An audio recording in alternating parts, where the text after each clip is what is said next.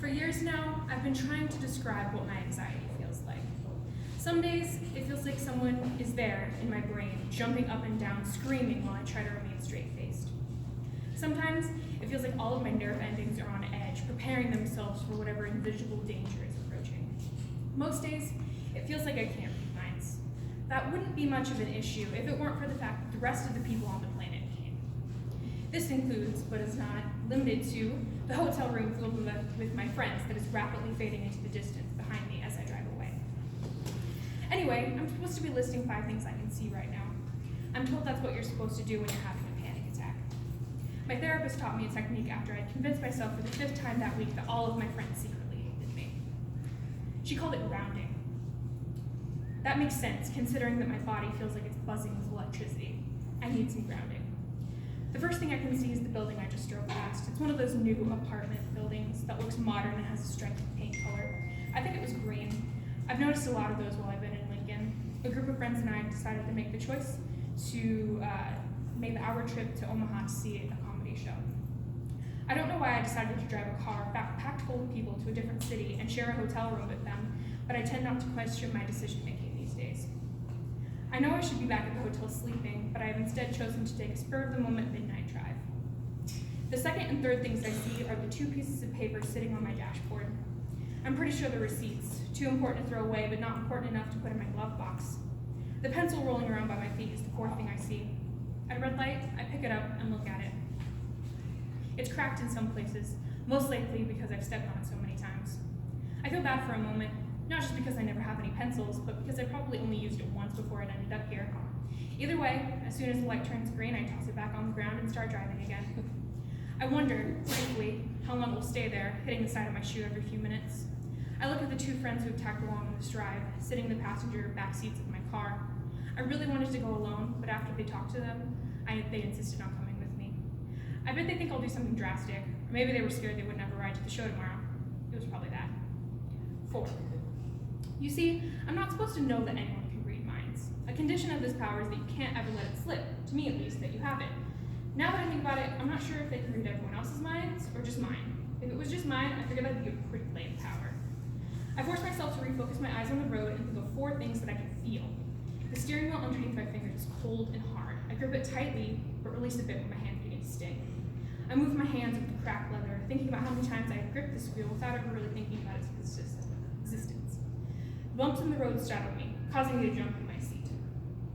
I try to avoid the cracks in the street, but I know it's impossible because the street is more cracked than pavement. The cool air coming from the vents blows on my sweat-drenched face. On another day, a different time, I would think to ask if anyone in the car was cold. Instead, I close my eyes slightly and let the frigid breeze soothe me. The seat underneath me is somewhere between hard and soft.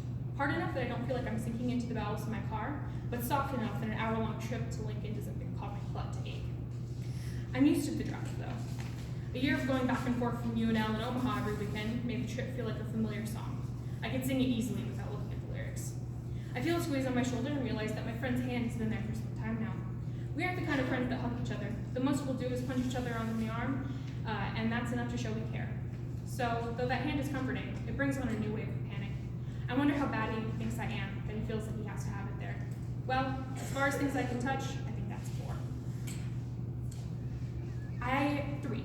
I can never quite remember what order to do the lists in. Is it see, hear, touch, taste, smell, or hear, smell, taste, touch, see? I remember that I took a screenshot of the list I found online, so I look at it. We are in the parking lot of a Hy-Vee, which is long since closed for the night. I'm not sure how far we are away from the hotel.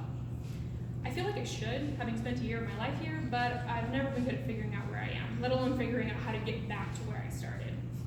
My friends say nothing, and I say nothing to them. I see that next on the list is 3 things I hear. Well, I already have one down, the silence. I wonder if I should say something, tell them that this was all just some big joke, that I'm completely fine and they shouldn't worry. I keep quiet, because they would know that both of those statements aren't truthful. I let myself become consumed for a moment by the feeling of pure embarrassment. They, no doubt, noticed how off I was earlier, refusing to speak to anyone or crack a smile if they had a chance to tear me up.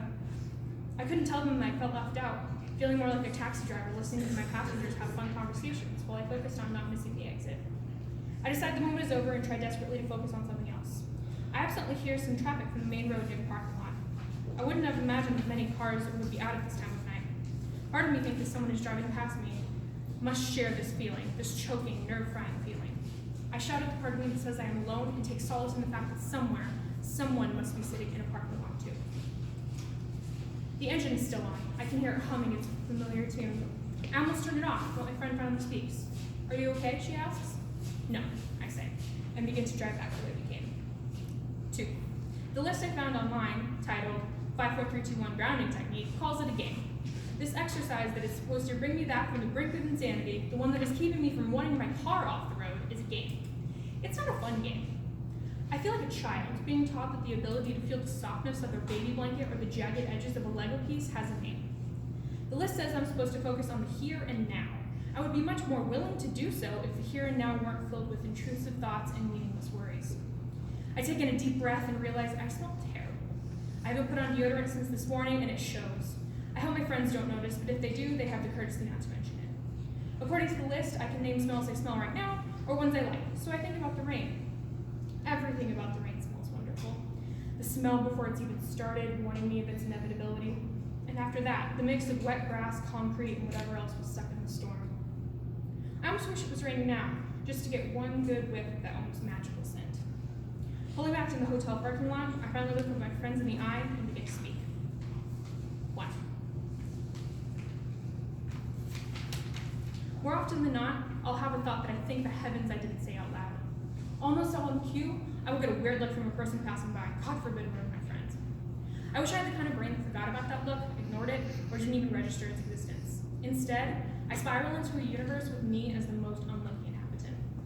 The thought of having my mind exposed, the thoughts that were carefully filtered away, being transmitted into the heads of people I care about, consumes me like a quicksand composed of pure dread. Logically, I know there is no way that anyone could read minds, let alone that I could be the only one who couldn't. But in that state, it's almost impossible to factor in any reason into my thoughts. The only sense I haven't thought about yet is taste. I haven't eaten in hours, so there's no lingering food on my taste buds. I open my mouth to taste the air, but I can't discern anything specific. I decide that I taste nothing, like tofu or lima beans taste like nothing. But I find a discrepancy between what my therapist told me and this list that I found. The final task on this list is to name one good thing about myself. I could say that I'm good at singing, or good at writing poetry, or that I'm a really good friend, but I think the thing I like most about myself right now is that my mind is one that cannot be read. My thoughts are safe inside my own head, which is just one less thing for me to worry about. Finally feeling the extent to how tired I am, I open the door and get out of my car. I walk towards the hotel to get some rest before the show tomorrow. Or today, rather. It's already 12:37 a.m. But not before picking up the pencil on the floor and putting it in my pocket.